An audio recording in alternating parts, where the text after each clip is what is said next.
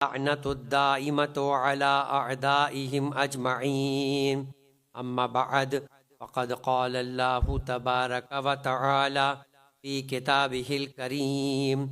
بسم اللہ الرحمن الرحیم ثم جعلناک علی شریعۃ من الامر فاتبعها ولا تتبع اهواء الذین لا یعلمون۔ درود پڑھیں محمد والے۔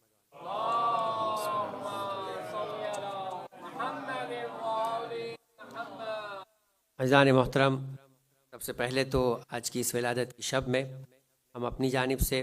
اپنے زمانے کے امام کی خدمت میں، تمام عالم اسلام کی خدمت میں سبت اکبر امام حسن مجتبیٰ علیہ افضل الصلاۃ والسلام کی ولادت پہ تبریک پیش کرتے ہیں۔ عزیزان محترم، آپ کی خدمت میں مسافر کے روزوں کے احکام کے سلسلے میں احکامات شریعہ کو بیان کیا جا رہا تھا، اور گفتگو اس مقام تک پہنچی تھی کہ اگر مسافر مسافرت کے عالم میں ہو اور دوران مسافرت یا مسافرت سے ہٹ کر بھی اپنے شہر میں ہو، نظر کی ہوئی ہو اور سفر کا معاملہ آ جائے تو اس سلسلے میں اس کی کیا ذمہ داری ہے۔ اگر نظر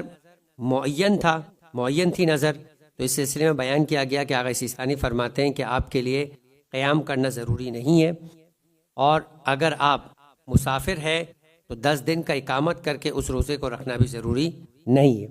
آپ اس روزے کی بعد میں قضا کر سکتے ہیں، سفر کرنے کی اجازت ہے۔ اس کے بعد جو تذکرہ ہوا وہ یہ کہ اگر عالم مسافرت کے اندر آپ مدینے کے اندر پہنچ جاتے ہیں، عام حالات میں مسافر کے لیے روزہ رکھنا جائز نہیں، لیکن مدینے کے اندر جو حاجت کے 3 دن کے روزے ہیں، اور وہ روزے بھی بدھ، جمعرات اور جمعے کو رکھنے کے، اگر آپ مدینے کے اندر 3 دن کا ہی قیام کیے ہوئے ہیں اور وہ 3 دن بدھ، جمعرات اور جمعہ ہی نکل آیا، تو آپ کو اجازت ہے کہ آپ مسافر ہونے کے باوجود ان 3 دنوں کے اندر روزہ رکھ سکتے ہیں۔ اور وہ جو روزہ ہے وہ حاجت کا روزہ ہے، اور انہی لوگوں کے لیے جو یہ تینوں دن روزے رکھیں گے۔ یہ نہیں ہو سکتا کہ آپ کہیں کہ ان 3 میں سے کسی ایک دن روزہ رکھ لیں، نہیں، یہ پورا پیکج ہے،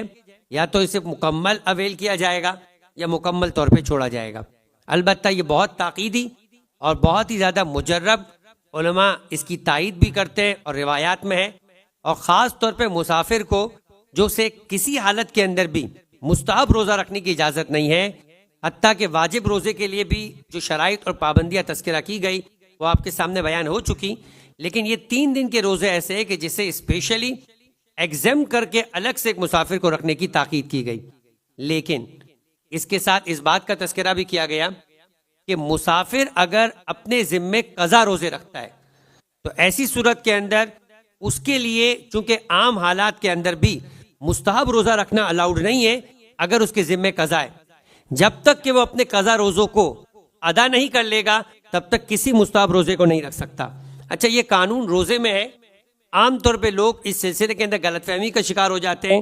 کہ شاید نماز کے سلسلے کے اندر بھی یہ قانون ہے۔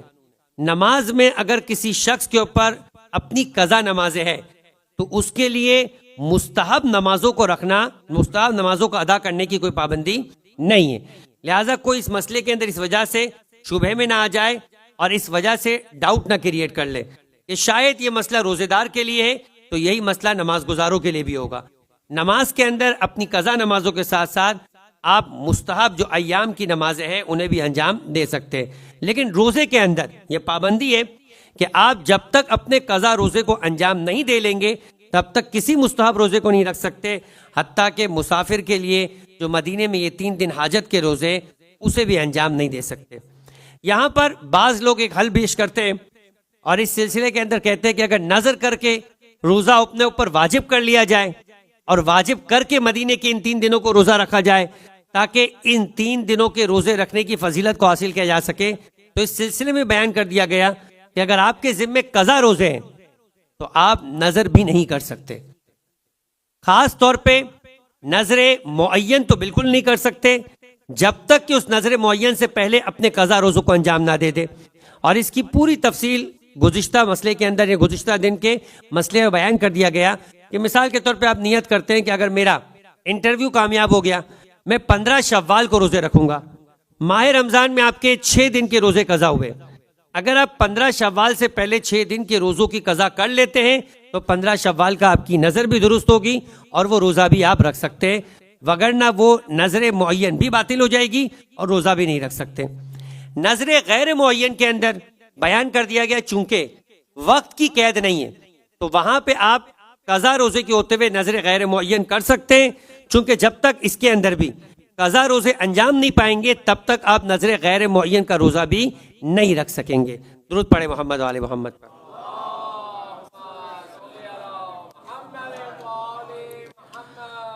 اب یہ مسئلہ، اس کے آثار جو آپ سے کل کہے تھے کہ اگر کوئی شخص مسافر ہے اور وہ روزہ رکھ لیتا ہے،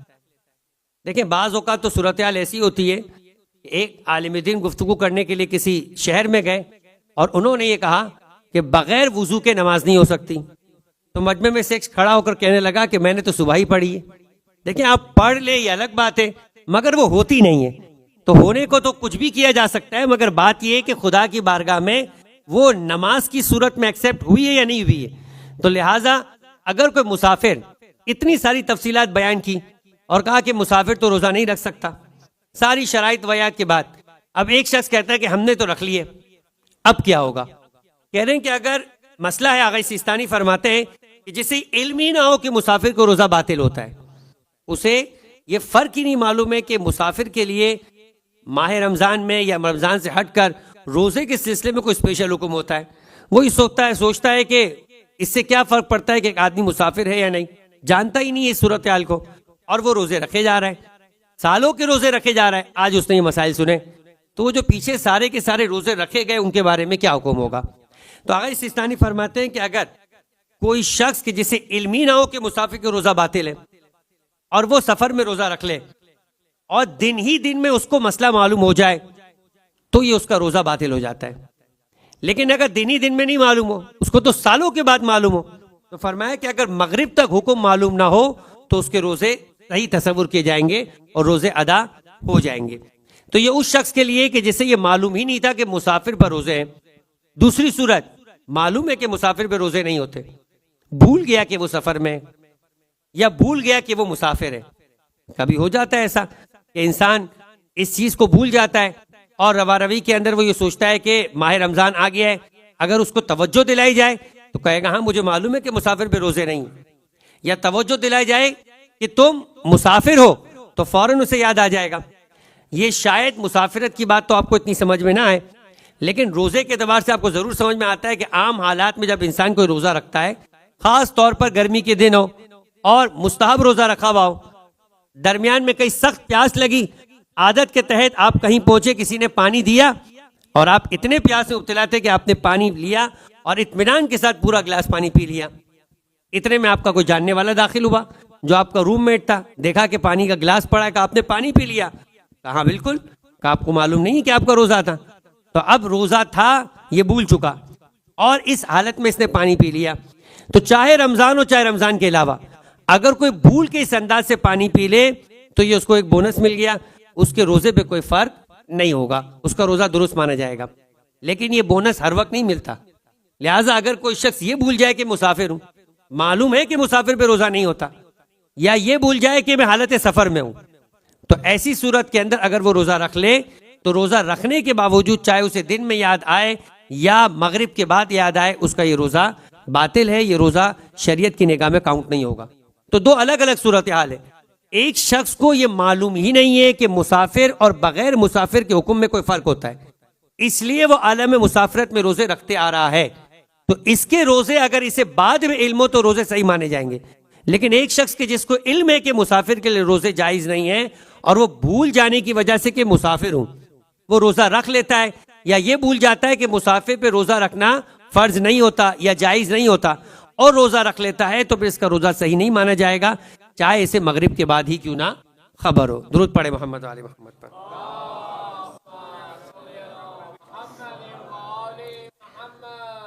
اب ایک الگ سے مسئلہ ہے کہ جس کا تعلق مسافرت کے ساتھ اس عنوان سے کہ جس مسافر پر روزے رکھنا فرض نہیں ہوتے، بہت سارے افراد ہیں، بیمار ہے روزہ رکھنا فرض نہیں، مخصوص ایام میں خواتین کے روزہ رکھنا فرض نہیں، تو بالآخر ماہ رمضان کا ایک اپنا احترام ہے، حتیٰ یہ کہ شریعت کے اندر باقاعدہ ایک باب ہے حد اور تعزیر کا، وہاں پر اگر کوئی شخص، دیکھیں انسان کا انفرادی معاملہ ہے، وہ اس کے اور خدا کے درمیان ہے کہ اگر وہ روزہ نہیں رکھتا ہے یا نماز نہیں پڑھتا ہے، اور یہ بغاوت کے انداز سے نہیں ہے بلکہ وہ اپنی زندگی کے اندر اپنے آپ کو بغیر پبلک میں لائے ہوئے اس حرام کام کو، حرام ہے اس میں کوئی شک نہیں ہے، چاہے کہ مجمع میں ہو چاہے کہ تنہائی میں ہو، لیکن یہ حرام ہے کہ انسان اپنی نماز کو انجام نہ دے، اور گناہ کبیرہ میں سے ماہ رمضان کے روزے کو جو فرض ہے انجام نہ دے، گناہ کبیرہ ہے۔ لیکن ایک مرتبہ یہ معاملہ آپ کا اور خدا کے درمیان ہے تو اس کی سزا بھی آپ کے ساتھ اور آپ کے پروردگار عالم کا معاملہ ہے۔ لیکن اگر ایک انسان مجمع میں آ کے کھلم کھلا نماز نہ پڑھے تو اسے فاسق کہا جاتا ہے، اور کھلم کھلا اگر بازار اسلام کے اندر کھاتا پیتا نظر آئے تو باقاعدہ اسلامی حکومت کے اندر اسے ٹوکا جاتا ہے، اور اگر ٹوکنے کی پرواہ نہ کرے تو اس پر تعزیر و حد جاری کی جاتی، اور بڑی شدید قسم کی تعزیرات اس سلسلے کے اندر۔ یہ ہے ان لوگوں کے لیے کہ جن پر روزہ فرض تھا اور فرض ہونے کے باوجود وہ روزے کو نہ فقط رکھ نہیں رہے تھے بلکہ بازار کے اندر علی اعلان کھا رہے تھے۔ لیکن اگر ایک شخص ہے کہ جس پر مجبوری کی وجہ سے روزہ فرض نہیں ہے، اب اس شخص پر جس پر روزہ فرض نہیں ہے، اسلام اس کے سلسلے میں کیا کہتا ہے؟ چونکہ ہم مسافر کی بات کر رہے ہیں تو مسافروں کے اعتبار سے خاص بات کی جائے۔ شریعت کا مسئلہ یہ کہ مسافر اور وہ شخص جو کسی بھی عذر کی وجہ سے روزہ نہ رکھ سکتا ہو، اس کے لیے ماہ رمضان میں دن کے وقت ازدواجی معاملات انجام دینا، پیٹ بھر کر کھانا کھانا اور پانی پینا مکروہ ہے۔ یعنی اس کا مطلب یہ کہ احترام ماہ رمضان میں اس چیز کا خیال رکھے کہ اگر اسے اجازت بھی مل گئی ہے تو ضرورت کی حد تک ان چیزوں کا استعمال کریں، اس سے زائد ان چیزوں کا استعمال کرنا خدا کی نگاہ کے اندر پسندیدہ نہیں ہے۔ درود پڑھے محمد علیہ۔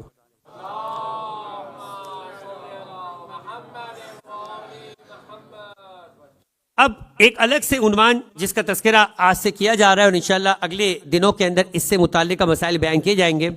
اور وہ یہ ہے کہ ماہ رمضان میں ایسے کون سے طبقات ہیں کہ جن کے لیے روزہ رکھنا معاف ہو جاتا ہے۔ یعنی اصلاً جیسے مسافر ہے اس پہ روزہ رکھنا معاف نہیں ہے،